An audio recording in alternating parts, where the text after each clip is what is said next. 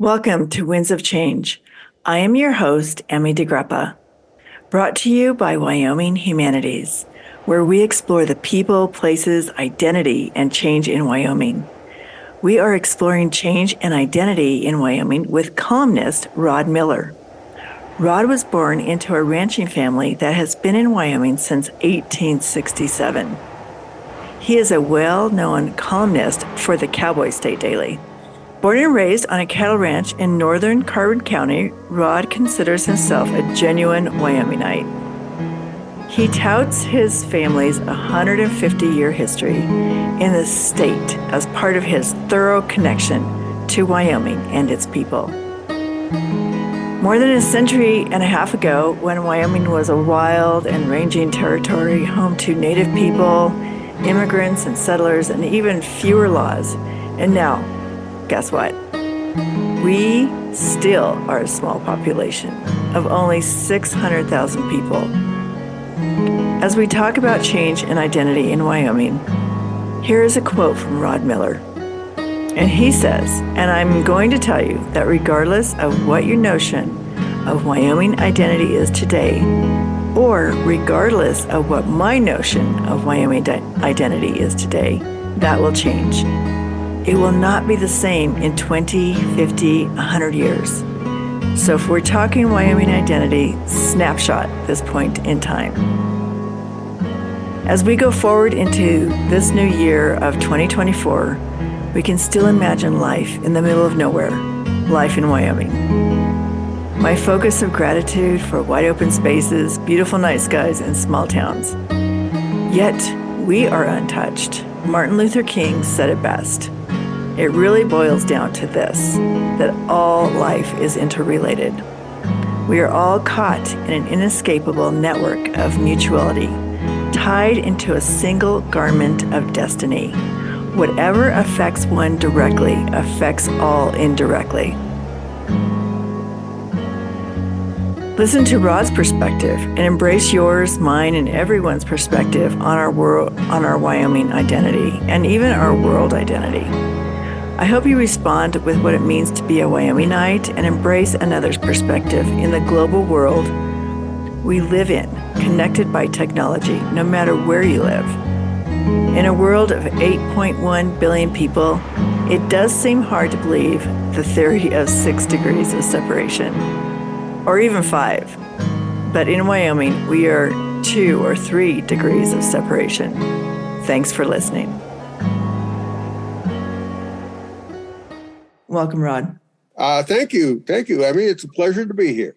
Well, I'm so glad you took the time to talk to me because I love reading your columns, and you had written one recently about change and change in Wyoming. And I wanted to talk to you about that because that's the name of this podcast, called Winds of Change. Okay. And I know you said some really interesting and really good things that I want people to hear. So to talk to me about change in Wyoming. To tell you the truth, I can't recall verbatim that column, but if I was smart, I quoted Machiavelli and said that change is a constant and it's the steady state we live in. And Wyoming has been changing since day one and will continue to change long after we're gone. And there's just nothing we can do about it. Change is part of our DNA. It's part of human DNA. It's part of nature. And we can't escape that fact just by living in Wyoming.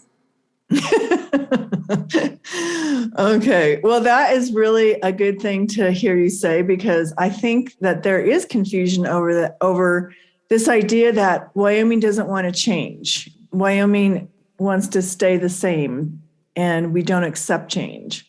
Do you think that's true? Yes, of course. And that's true for all humanity, Emmy. No human likes change. We settle into like a little comfortable place in our lives, and we don't want that to change. But at the same time, it's going to change whether we like it or not. Wyoming is a conservative state. And to me, the definition of conservative is not someone who is not opposed to change. It's not trying to resist change, but accepts change incrementally as long as it's not disruptive. And that to me is the essence of conservatism. And I'm a conservative. I don't like to change. Jesus Christ. I mean, if I could have stayed 25 years old and not changed into what I am now, I would have gladly done it because and everybody can say that.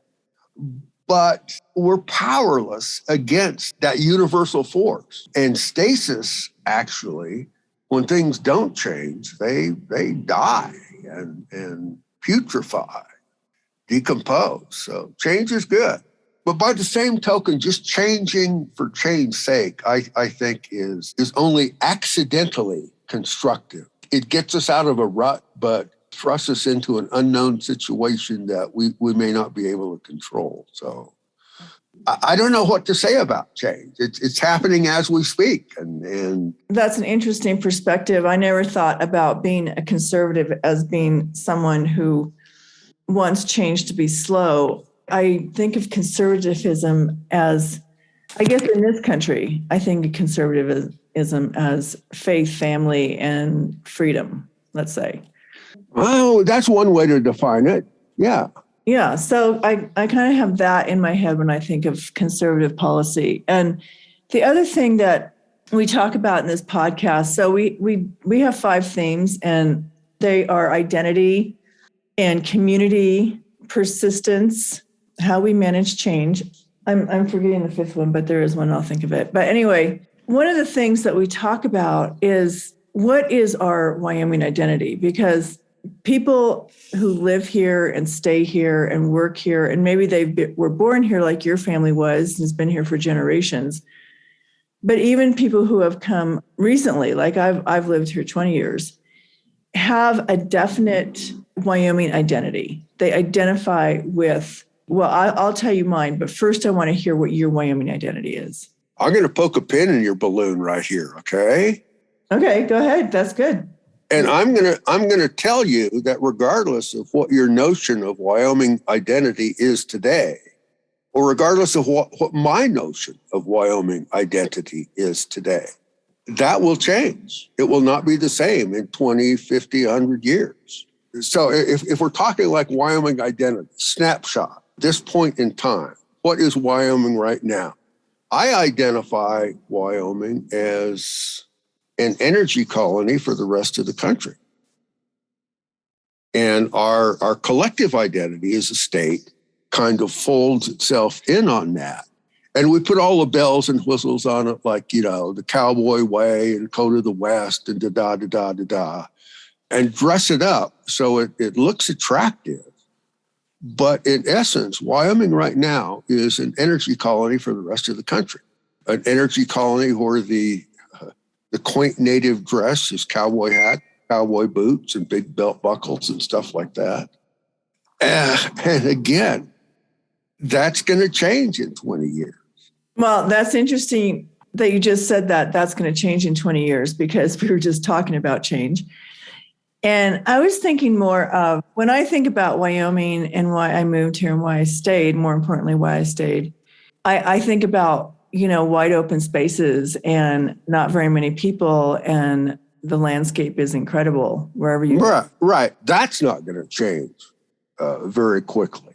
We're not going to level the Tetons or fill in Flaming Gorge. The landscape is going to stay the same. The number of people in the state will probably change marginally over time, as it has. I think in 100 years, we'll still be the least populous state in the country, just because of the goddamn snow and wind, if nothing else. So yeah, that notion of a Wyoming identity as a landscape is pretty much immutable. That is not going to change very fast. But when you're talking about the landscape of humans in Wyoming and their ideas of what it means to live here, that will change. I guarantee you. What about diversity in Wyoming? Cultural diversity, people of different colors living here. Do you think of Wyoming as mostly a white state? Oh, it is now. 200 years ago, it was a red state. Well, shit, I guess we're still a red state if you're talking political terms, but You just did a double entendre right there. Yes, I did. And I'm glad you better write that down. I'm trying to think of how to frame an answer to your question that is not going to get me in trouble with one ethnic group or another. Wyoming is a white state now. We took it from the natives who were here. It was a white European Anglo-Saxon culture that settled the state of Wyoming. And there's a whole bunch of that's worth 10 podcasts. What has happened in Wyoming since the Lewis and Clark expedition? The railroad was a big thing. The workers that were working from the east on the Union Pacific line were primarily Irish and Eastern European immigrants. My great-grandfather was one of them. The workers on the Central Pacific coming from the West Coast to try and meet up at Promontory. Those workers were a huge, big population of Chinese. In fact, the UP Railroad advertised in China for young men to come work on the railroad, to get their labor, to get the project done. The project, though, the UP Railroad, was in the hands of white America. The reason I'm asking that question is because I read one of your columns and you talked about the Spanish coming, and it wasn't always. I mean, this is where we get in trouble with different folks by saying, one group of people took over this other group of people's land and it was good or bad. If I'm trying to remember that column right, Russia at one point claimed Jackson Hole. You live in Jackson, right? Yeah. Well, I live in Moran. Same thing in the greater Kelly Metroplex. Yeah. Vitus Bering, who was a Danish explorer working for Tsar Nicholas II, laid claim to the headwaters of the Columbia River back in the late 18th century for the Tsar of Russia. And that includes the Snake River and Jackson Lake. So at one point, Russia claimed Jackson Hole. Never did much with it. I haven't heard that history at all. Oh, yeah. The state of Wyoming was put together through 5 or 6 different land acquisitions executed by the federal government. Where I grew up, north of Rawlins, was at one point included in New Spain, and then it became Mexico, then it became the Republic of Texas. And that I remember, I've read that, not just reading it, but reading it in other places as well. There have been a lot of people, and the Native Americans who were here when Lewis and Clark got here were not the Native Americans who were here 200 years before that. Indigenous cultures were not all that reluctant to take land from their neighbors, other indigenous people. It's kind of like human behavior 101. We want what our neighbor has and we go get it. So get it. the diversity in this square state that we call Wyoming now is a result of 13,000 years of history of people occupying, being driven off this place.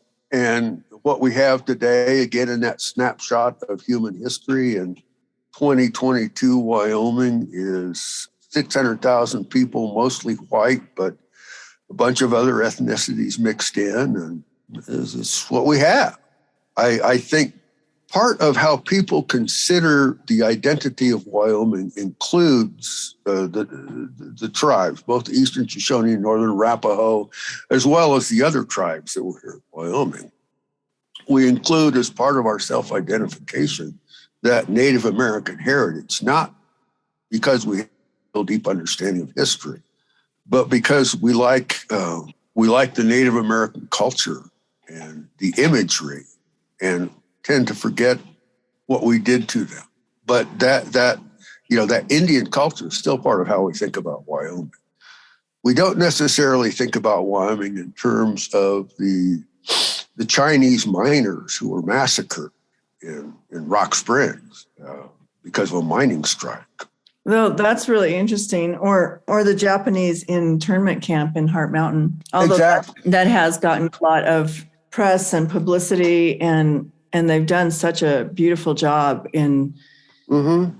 in preserving it historically and really opening people's eyes to what took place there. Yeah, and if there's one person responsible for keeping that at a high level in our consciousness, is Al Simpson, with the stories he's told over the decades about his friendship with Norm Mineta that began at that Heart Mountain internment camp when they were, Cub Scouts. So, yeah. So I have another question for you, Rod. What do you think about economic diversification?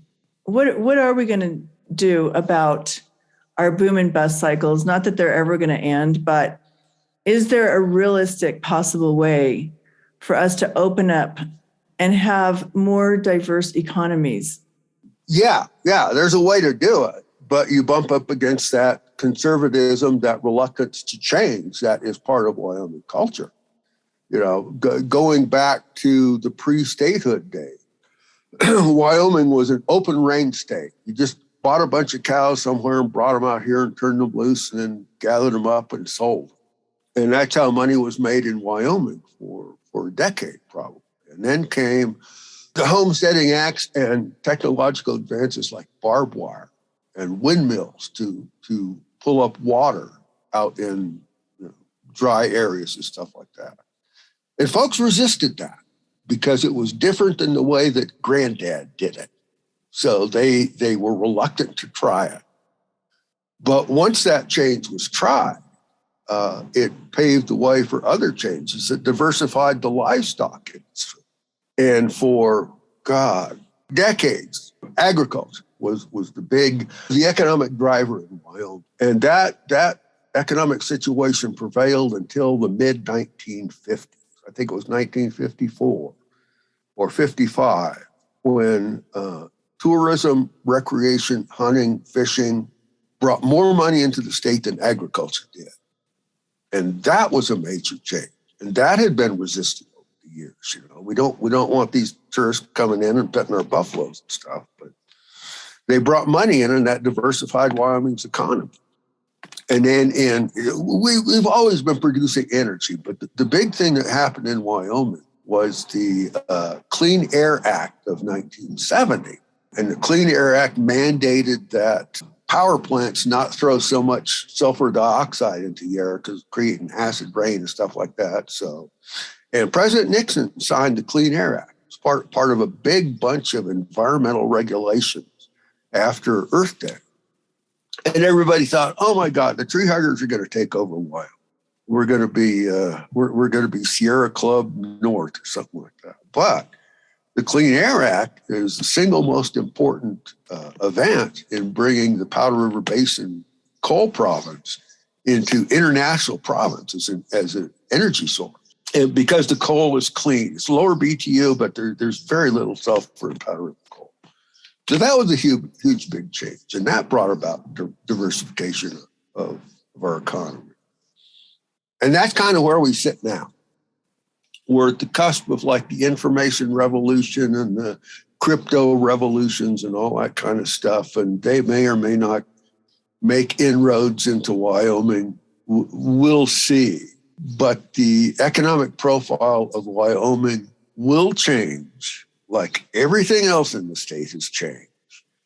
And it will not be because of things we have done as Wyomingites.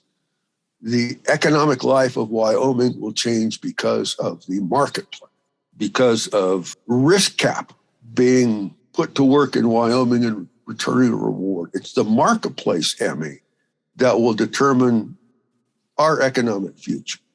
Well, two things. It's the marketplace and how we respond to that marketplace. Right. So, that's important. Yep. On the topic of economic diversification in the state of Wyoming, I will say this. Some of my friends are for it. Some of my friends are against it. And me, I'm for my friends. That is such a good answer. Oh my gosh. Well, I want to talk a little bit about yourself. And I know you're a Wyoming native. You were raised outside of Cheyenne on a ranch? No. I was raised north of Rollins on a ranch. Oh, north of Rollins on a ranch. Yes. How did you become a columnist and a writer, and this, it has now become, your passion as I read your columns in the Cowboy State Daily. What was the journey? Were you always interested in writing? Were you always interested in policy and politics?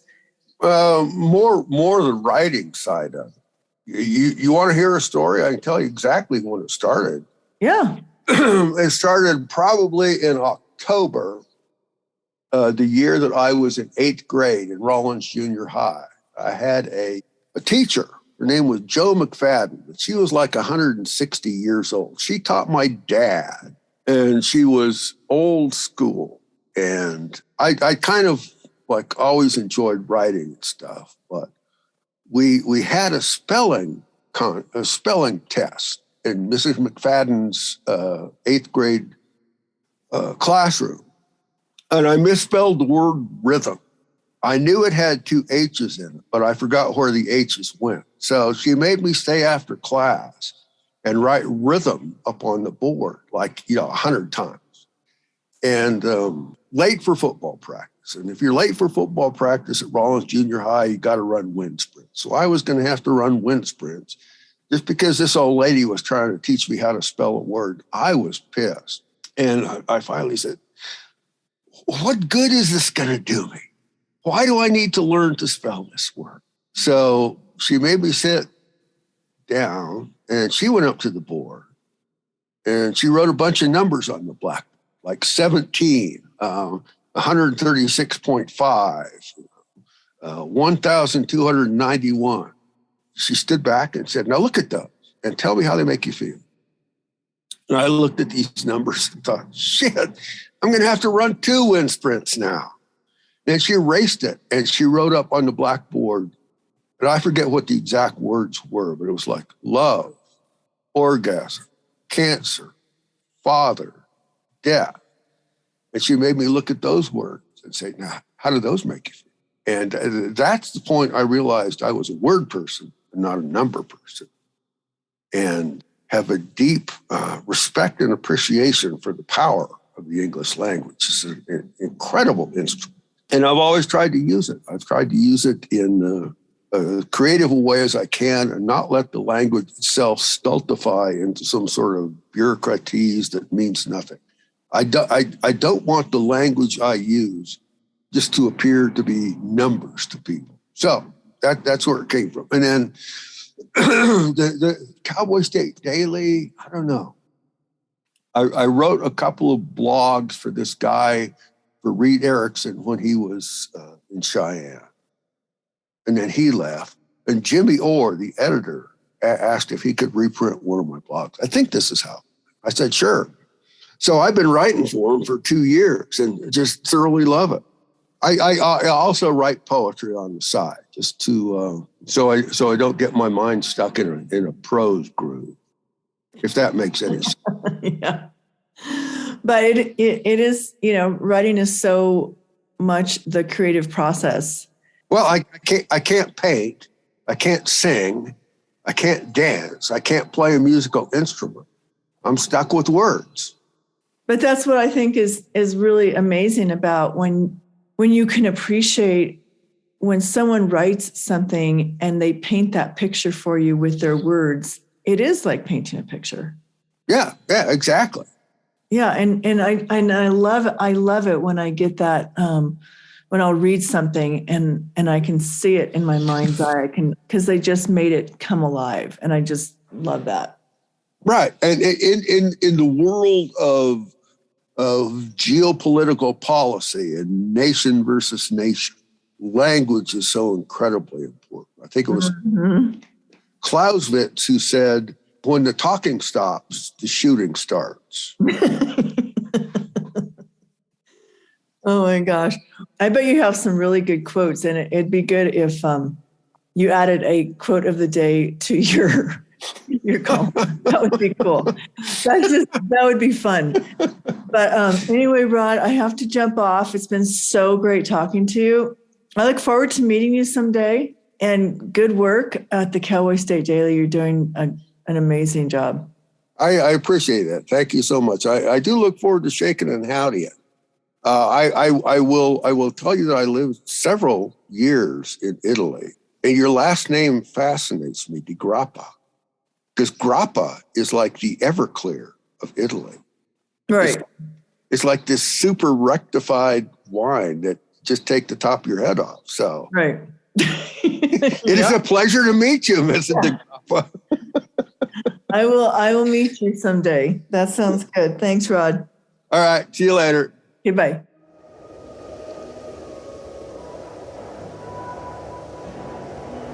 Thank you for listening. I'm executive producer, Emmy DeGrappa. Winds of Change is brought to you by Wyoming Humanities, our co-hosts, and all the people who generously share their stories and their time.